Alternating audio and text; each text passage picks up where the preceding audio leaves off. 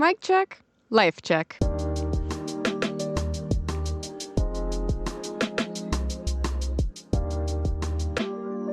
With Haley Jensen. Welcome back. It is another episode. Here we go. This week has been pretty good, I would say. Nothing too crazy or devastating has happened to me this week. So that's nice for a change. But we did have some nice pop culture things. However, I will say I think the highlight of my life right now, week to week, is mostly Dancing with the Stars and football. But football has already broken my heart, so we're really just focusing on Dancing with the Stars right now, which is totally fine. I recently watched, obviously, this week's episode, and I have a lot of thoughts. Updates going down the list. So Alix, Earle, and Val started off with a jive. She did her classic handstand that the Big Gal girls, I guess that's the trend name for that group, know about. I vaguely know about it, but basically she does this like kind of headstand thing. It was very impressive. I can't do it. I think it was a very cute way to incorporate just her community in general. So 10 out of 10 for me on that aspect, but she did really good. I have been very impressed by her. I didn't know what to expect going into this full Dancing with the Stars with Alix Earle.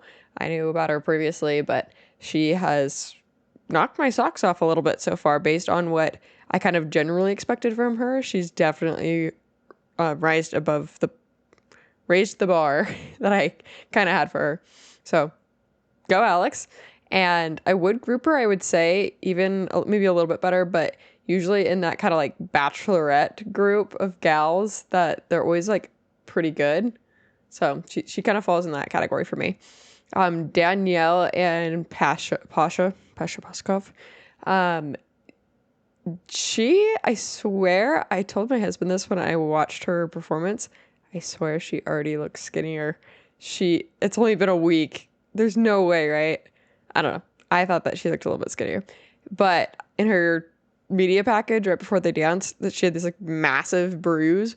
Oh my gosh, like totally understandable and to be expected with that kind of intense training, but that's gotta hurt. So I hope there's some like witch doctors behind the scenes at Dancing with the Stars that can help her, whatever remedies, get that healed up, because that looked nasty.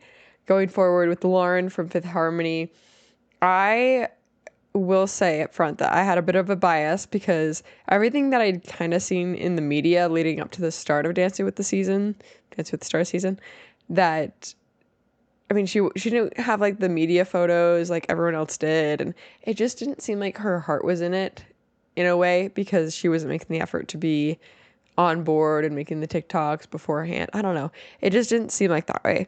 However, I change my opinion drastically based on the second dance alone, because I remember what Carrie Ann said, that she had a lot of heart and that it's just very like a soft performance. I don't know. I thought she did very well.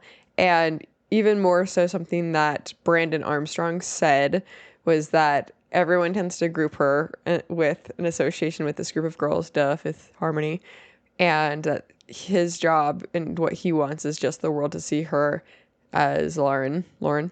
And I think that he's doing a fantastic job doing that, for one.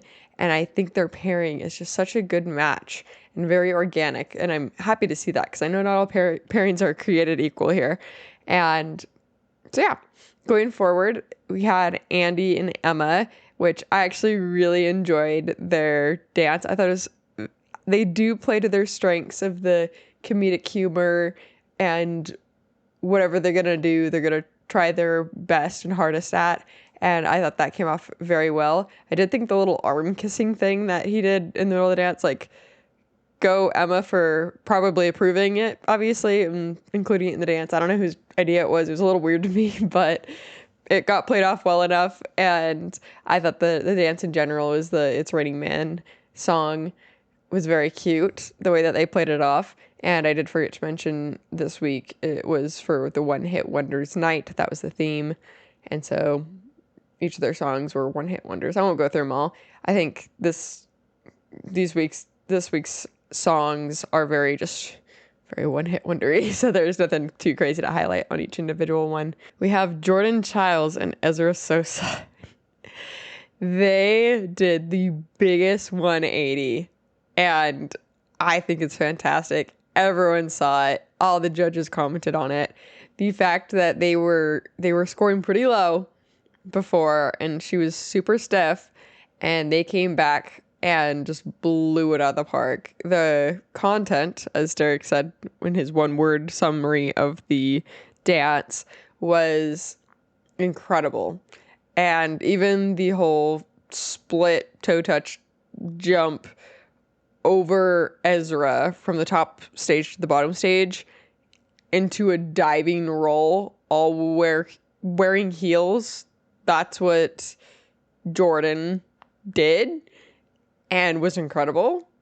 I remember watching it because I watched it like 3 different times.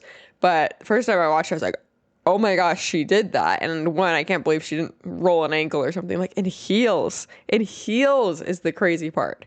Anyway, they did fantastic. I think now that they have found their groove, I would say, because if anything, week 1 jitters, would imagine gets to everyone. But now that they have found their groove, I think they are going to be a top contender, and that people should not count them out yet. So I'm very intrigued how they go forward, because they did the biggest 180 of improvement and teamwork, everything. So 10 out of 10. Can't wait to see what happens next. So the next one was Corey Feldman and Jenna Johnson. There is so much gossip here in the fact that even before the season started, there was this rumor that Corey was being difficult, that he was so booked in his schedule and that he couldn't possibly show up to rehearsals. Okay. And before we even get to the dance, the after interview with Julianne Hough was talking to Corey about it all. And Corey said, oh, it's so busy, 7 days a week, blah, blah, blah, blah. So that just kind of made me laugh, because having the background knowledge that he wasn't showing up to rehearsals and it was a whole thing, it sounded like complaining, which in the irony, obviously if you haven't watched, I mean, you should know by now, so I'm not going to worry about spoilers. If so, turn it off. But obviously he was eliminated, which I think was fantastic, because Jenna Johnson, the sweetheart she is, obviously she won last season. She's an incredible work ethic. Of course, all the pros do. But the fact that she was paired with someone so horrendous, I would imagine, to work with. And it's not like he had some crazy kind of talent as well. Like, he in my book was one of the worst ones. Like, at least Andy had this desire to be there and practice and do everything full out, so much that the world was claiming that he was gonna have a heart attack, and he was like, no, I'm not. So anyway, I am very glad Corey got kicked out.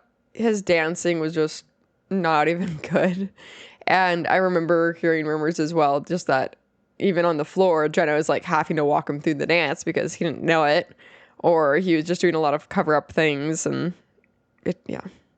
I feel bad she got cut so early from the competition, especially with the fact that she just got off riding this high of winning. So obviously she'll, as they all get cut, they get more involved with the group dances and choreographing and doing whatever. And a lot of people are voting for her to join the podcast that Joey Grazade does for the Dancer with the Stars. So I actually haven't listened to it yet. I want to, so that's on my to-do list for this week, given that I remember. So I will give that a listen and get back to you on that. Next up was Jen and not Jan, but Jan.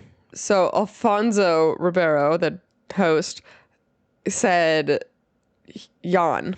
And so I believe that is the correct pronunciation of Jan Ravnik. And I love that. So obviously their dance improved drastically as well, because the first week it was just lift after lift after lift, quote unquote, that I think Derek said Jen was in the air more than she wasn't with the first week's dance. The second week's dance was a quick step, and they did really good. I think their form and the content of the dance was fantastic, and I think that she was a lot less nervous. However, I will say the rivalry between Mom Talk is heating up, because just noticing how the interactions between Whitney and Jen, and I know I'm not the only one that noticed it, because even my husband pointed it out, and I know that he wasn't specifically looking for it, because there was one point when an ambulance skip had to Whitney's dance after that she finished and she went up to the sky deck for the interview with Julianne. She was hugging everybody, but then Jen was kind of like in the background a little bit, and my husband immediately was just saying, "Oh, Whitney, she kind of dodged the hug from Jen," and I rewinded it and I kind of looked at it. And I was like, well, it could be that they're just so close friends that it felt unnecessary because they're always around each other anyway. I don't know. It could be that instance, but you never know. So I'm not sure if the rivalry is now heating up significantly, that we're going to see a lot more competitiveness. I don't know. We'll see. So overall, though, very much enjoyed their dance. And then our returning champion, from what I'm going to take my prediction to be that Robert will win, but Robert and Whitney Carson in their tango. So I would say that they still did very good. Robert has the je ne sais quoi, the absolute just stage presence and heart of gold boy next door vibe that you just want to naturally root for. And I think he's going to take it all the way to the end and win the mirror ball, obviously. And I will say the second dance, there was a little snippet that even Bruno called out by saying that it was a little bit of gimmicky, that the middle of the dance, they did a side-by-side and did this kind of frame, almost picturesque thing. And I would agree it was not needed, and that the content of the tango should have just been kept going with that. I feel like each pro tries very hard to make a viral TikTok moment that the world can copy and do, which, funnily enough, I did see, and I have seen a couple TikToks of people doing that little section, the little gimmicky part. And I think that it's, I don't know, I'm two ways about it, because I enjoy seeing when the little moments do go viral. In the heat of the moment of watching the dance, I can only judge myself, and I just kind of watch it and I'm like, yeah, that was kind of either weird, unnecessary. I get both sides of it. So it's a hard, fine line to walk. I would say going forward not to aim to create those moments, because usually the viral moments, of course, are 9 out of 10 times unplanned, I would say. So I will be curious how they go forward, especially with that feedback, because I don't know, Whitney Carson, she does a lot of very well thought out and well choreographed dances. So I'm surprised I was there, but we'll see going forward how she kind of adjusts accordingly. So next up was Elaine and Alan. I love their pairing, and Elaine just has the energy and such love to want to do her best and be there for the right reasons, almost. Not some bachelor lingo I'm using here, but truly though, she had the Hey Mickey dance, and she was a cute little cheerleader, and she did fantastic. I love watching her dance, and she's so impressive, and she's just such a Broadway natural star in her dancing. And so I hope she stays around for a long time. I think maybe next episode, after next week, I should do my own little ranking of how I want the final finale Dance Moms pyramid Dance Moms pyramid to lay out. So next week, look forward to that. So going forward, then we had Baron and Britt. This one is so hard because I thought he did fantastic. I think he should not have been sent home. I thought him and Britt put on a great performance and show. And it should have been Hilaria Baldwin that had gone home as well with Corey, because Baron had such a great, happy enthusiasm. He tried hard. I just don't think he should have gone home. And you could tell in everyone's faces that they all felt the same when they announced it, and they were all hugging at the end. And I think he did fantastic for when he was there and what he did. I swear, I feel like I'm making this up, but I feel like they had a lifeline or emergency bring them back kind of thing in the past. Maybe I'm thinking about a different show, but if they had that, I feel like they should definitely use it on him, because he did a fantastic job. And yeah, he was cut way too soon. So next up was Whitney and Mark Ballas. So I'm going to hold my opinion still. I think that they did good, and Whitney was very hot and spicy with her movements and the costume and all that. But it's the same thing. She doesn't have the girl next door quality and just energy that draws you in. She's very strong, but it's almost like an intimidation factor. And it doesn't make me want to get up and dance too. If anything, it just makes me, I'll watch it and intensely watch it. But I don't want to say it's arrogant, because I'm not trying to say she's arrogant. It just comes off a little arrogant, that she thinks that she has the potential and she thinks she's going to win. Like, the difference is like, think Charli D'Amelio, which ironically she'll be back this week for TikTok week. But when Charli would dance and does dance, she's fantastic. She's good. And I think she knows that to an extent. I mean, I'm sure she does, the fact she won Dancing with the Stars, but it doesn't come off that way in her dancing. And so for me to watch all these people dance, that's the difference, is that when Whitney dances, it feels a little arrogant to me. Don't hate me, I'm not calling her arrogant. It's the way her dancing comes off. So yeah, I'm very intrigued to see how it changes throughout the competition. Don't get me wrong. I think that the dances are fantastic. I think she does have talent. That's just how it comes off to me. All right, Hilaria, I don't even want to review it. I know she's going to be gone next. Everyone knows she's going to be gone next. If she isn't gone next, it's going to be probably, as much as I don't want it to be, it's probably going to be Andy. I don't know. He has started to accumulate a community, and I think just because he's so passionate and loves to be there, I think it will help him get votes for sure. Like, Hilaria doesn't have that just happy energy that draws you in, so I wouldn't mind her going home. So we'll see. But yeah, nothing too much to promote there. It's your average kind of performance. I think she puts on a good show. I know my emotions are probably playing into this too much, but I'm just saying it how it is. So anyway, so then we have Dylan Efron and Daniela. They did very well. I think his flaws, I don't know. They were so covered up in week 1, I would say, with the excitement of the milkshake dance and whatever. So I think with the samba that they did, it showed a little bit more errors. Obviously, I still want Daniela to win, because I always do, but I think there's room for improvement for sure. I think they did well.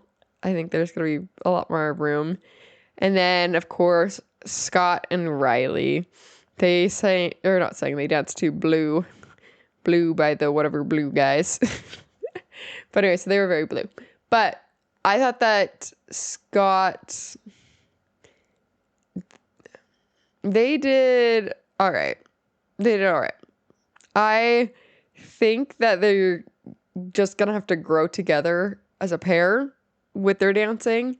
And it's just going to take a couple more weeks until they have a really good groove. I think there's still a lot of nerves, and there's so much that Rylee can do, because she's kind of in a tough spot, because she's had some very interesting pairings, obviously. I mean, when she was first with Harry Jowsey, she danced around him, and that's fine.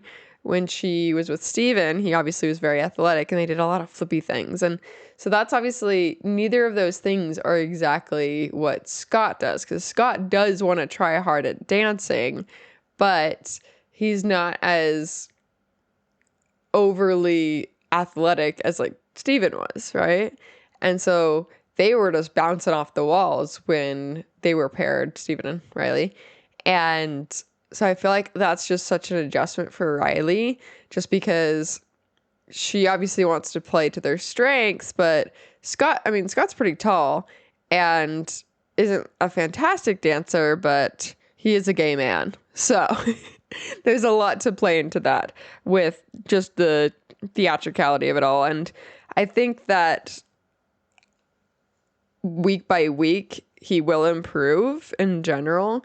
And that will be interesting how that plays out. Like, for example, with promotion for this coming week, they were doing, I just saw a TikTok just barely, of them going through from TikToks of 2020, and they're both dancing to them. And the fact that Scott knew a bunch of the dances is telling. Like, obviously, he wants to be part of that crowd and knowledgeable, and so he knows the dances, and he knew the dances. And so I think for TikTok week that they will have a very good performance. So I think that will be something that they can play into that strong suit that they have. But like I said, it's a new chapter for Rylee, and obviously for all the pros, and they always have different pairings, but for Rylee specifically, because she is new, and with the choreography and playing to strengths and stuff, like, she can't just depend on herself. She has to make sure that her partner is able to do what he can do well. And I mean, with Harry Jowsey, it's just like, he was hot, right? Like, that was easy to play into. And so I'm curious how she'll make the adjustments going forward, but we'll see. Obviously, I mentioned that Carrie Ann was back, and she is a interesting one. I feel like everyone always has so many thoughts about her, as do I, but I don't know. She does balance out the judge panel, but she was on one. I think the fact that she missed a week, she wanted to make it part of her personality trait more and then some, because I swear she acts like she's on something. She's just beyond hyper and energetic and screaming, and yeah, it's such a weird vibe. And obviously people call for her and Julianne Hough to get kicked off, which they're not, but I don't know. I would say it would be very beneficial to watch Julianne Hough to be a judge, based on the fact that she is obviously a fantastic ballroom champion and knows everything technical. And I mean, so does Carrie Ann to an extent, but I think having Julianne Hough on a panel, which we've seen her do before, I just can't remember how she was on a panel. So now, actually, after this, I'm going to Google it, because I think she'd be a lot more beneficial than reading the questions and trying to get the stars to answer them, because she never does really fully great at that. Like, she has her cue cards, but it always just comes off really awkward. So, and that's something that a lot of people have commented on as well. So that's nothing new, but it's, I don't know what we would do with Carrie Ann. Sorry, Carrie Ann. You can go sit in the audience if you'd like, but anyway. But yeah, so that's the update for Dancing with the Stars. I know you wanted to hear it. So besides that, I had this random thought and idea for a concept for this week's podcast, and it is the concept and question I would ask myself of, if I was rich, how would my life change? Which, before we get into this, disclosure, I and my family are very happy and comfortable with what we have, and this is in no way a cry for help or a boasting or whatever you want to pretend. Yeah, that's my disclosure. Anyway, moving forward, if I was rich, I would happily be a part of the Pilates Princess gang / yoga / Legree. crew, which legree, I have never attended a legree class, but I have heard it kicks your butt, and that's like the best class to get into shape. So if I was rich, I would be going to some studio that does probably all three of those. And with that being said, I would go to a studio or have a personal. No, I would probably pay my mom because I could, because I was rich, to just be like my nanny, like pay her during those hours. Like, even if she wouldn't accept payment during the other hours, like that would be like, okay, if I'm away from my child and you are nannying, like that would be, I'd be paying for her for that. So that would be the one time thing for nannying wise, because I still, even if I was like super rich, I would not like get a nanny. Sorry, I want to raise my own kid. So that would be the only exception, is during like a workout class. And that would be like what, for an hour on however many days. So that would be the thing there. If I was rich, I would have a personal chef that would make me very healthy things and make them tasty and all that. Obviously, I have a wonderful husband that's very talented at cooking, and he does do all the wonderful, yummy things, sometimes pretty healthy. But having a personal chef that just does that, no pun intended, chef's kiss, because that would be incredible. If I was rich, would I be on Ozempic and other things? Potentially. Only if they were like super researched, because that's the one thing that stops me. Not really. There's a lot of things that stop me from going on the Ozempic, but the fact that it hasn't been around that long and super researched, I'm going to sit this one out for a minute because I am not wanting that injected into my body right now. But if I was rich, I would be in all the workout classes that I just mentioned. So I'd be skinny and it wouldn't matter. So there you go. Put in the work. Okay. If I was rich, nails. So I actually did paint my nails this week. They're so pretty. They look really red in video, but they're like a kind of a magenta-ish, purplish. I don't know. Anyway, they're fun. But nails.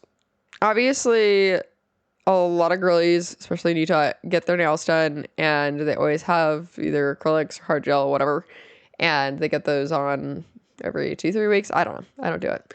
But I did get fake nails or a nail appointment, whatever you call them. You just get your nails done. Yeah, that's what it's called. Get your nails done for my wedding. And I had fake nails, and they were longer, and I kind of hated them. They're super annoying. And obviously, I'm sure it's a learning curve. And I'm sure next week I'll be rocking a set of fake nails, because that's what happens every time I talk about something on the podcast.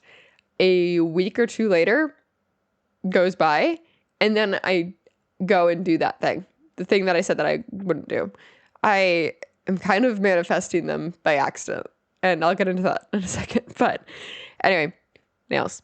I don't think I would suddenly start booking nail appointments because, like I said, when I got my nails done for my wedding, I was sitting there for like 3 or 4 hours, and I was so miserable. One, it hurts. Your nails, like, it hurts when they are doing all the things. There's poking and prodding and burning and bleeding, and like, not a fan. So I understand wanting to be pretty and the allure of that, but I don't know. And like I said, I didn't enjoy having them because I feel like they were kind of in my way. One fell off, and yeah, I don't know. I like using my nails to like actually help me in life, like use my claws accordingly, because whether that's opening things or doing the clasps on jewelry, stuff like that. I need to have my nails short enough where I can like use them and like use them with force without the fear of them breaking. But correct me if I'm wrong in the comments if that's not an actual issue, because I feel like with fake nails it definitely is, but I wouldn't know because I don't wear them full time. I've only worn them one single time in my life. But like I said, we'll see. I've seen a lot of girls talk about getting press-on nails and then gluing them on and doing it that way. That is an avenue I would be interested in looking into. But then I have the same issue where it's like I can't put pressure on the actual nail or else it's going to pop off. So I don't know if that's going to work out for me. Going forward, dog sitting with vacationing. So I don't like to trust strangers with my dogs. And so anytime we've traveled, it's always a family friend that's watching them. And so I probably would just end up paying the family friend a lot more money because I would be richer. Sorry, we're on the if I was rich still thing. And so that, or I would like hardcore interview, get to know, and create a family friend out of a full-time dog sitter or something. I've looked into the dog boarding and stuff. And it's just like that's just strangers and they don't know you or your dogs. And yeah. But because I was rich, I would be vacationing a lot more. Would I be vacationing like a super ton? I don't think so. I think it would be like one big vacation, like Europe, one medium vacation, like Hawaii, and then maybe like 2 smaller vacations throughout the year, which I don't know if that's a lot. I feel like that's still like average, maybe. I feel like that's kind of a lot. We only go on like one big vacation a year, if that. So currently, but that's also because we have a toddler and we've been learning how to raise said toddler and babies in the past. So that's been fun. But with that being said, if I won the Powerball tomorrow, I would consider hiring a nanny to have them travel with me, just so that they would just be next to me the whole time, pretty much. I don't know. There's a part where I think for privacy, because then the vacation feels weird because it's not just you and your immediate family. But I don't know. I wouldn't know because I do not have a nanny. So there you go. Going forward, let's see. Nails, hair, hips, heels. I just literally wrote nails, hair, lashes, makeup. I already talked about nails, hair. I'd probably buy a bunch of wigs. That's probably the last thing people would expect me to say, I'm sure. But no, I think I would. I feel like I would live my little King Kylie era situation and just buy a bunch of wigs and wear them. Because I think it'd be fun. I wouldn't shave my head, though. Maybe. Depending on how well the wigs worked out. Because that could be cool. I'd have to ask my husband. I don't think he'd be down for it, though. All right. Lashes. So obviously we all know I wear lash clusters currently. I don't think that would change, to be honest, because I don't like the feeling of wearing actual lash extensions. I like to be in control of my lashes, and when somebody else was doing my lash extensions, definitely not in control, because you can't just like lose it and be like, let me rip these out, because you can't do that. So that is the nice thing with lash clusters. I do have the option to do that. Still hate mascara pretty much. I like to wake up with my lashes done. So much nicer. I have been enjoying that. I feel like the ones I'm wearing right now are a lot more natural looking, which is fine. I have come to realize that I feel like I do need thicker lashes though, because my eyes just look so tiny. I'm just staring at myself in the monitor right now. It's great. Anyway, that's how I feel there. Ooh, okay. With that being said, we go into the next concept. If I was rich, I would probably just have a makeup artist every morning at my house. They could sleep at my house if they'd like. I'd give them their own little cottage chamber. I'd be like, yes, that's the cottage where my makeup artist lives. It's fine. Yeah. That's the thing, is that day to day, it's not super important for me to look fantastic, but like this is a if I was rich scenario, and this is what I did with my life. Yeah. Anyway, okay. Why did I write running? LOL. I was going off I put it off to the side, but it was supposed to be with the workout stuff. Pilates, yoga, and leaguery. So I said running LOL because, and that also plays into the concept of that I accidentally manifest or unmanifest things in my life regarding the things that I want to do or think I'm gonna do. Because, yeah, for a solid, like, 2-3 weeks, I told myself I was going to get into running, which thank goodness I did not buy any Hoka's or On Clouds or whatever running shoes, because that did not last long. And the best part is how I justify myself into not doing things. For example, I tried the running thing, and yeah, stamina, of course, was not there after 2-3 weeks, and that's fine. That's to be expected. I had certain pains, like when I was running, the upper buttocks of mine was like on fire, and it was the weirdest sensation ever. And I think it was just because the muscles up there never get worked. And it was like the weirdest thing. Anyway, that was not enjoyable. When I was running, I found out really quick that I could not run in legging shorts, biker shorts, whatever, because they'd get so hot. It was, once again, burning, but different sensation, upper butt. And so that was interesting. I was very itchy, of course, which that's to be expected. I prefer walking. I will walk for years and years, and I'll call it what it is. If that makes me lazy, then great. I remember when I started to try to get into running, my fear of getting shin splints and my joints and all that. That was a big consideration for not running or trying to get into running. And so, not that that happened, but me stopping, it very much aided me in stopping, because I was like, well, you know what I never got injured doing? Walking. So that helped me, go back to just walking.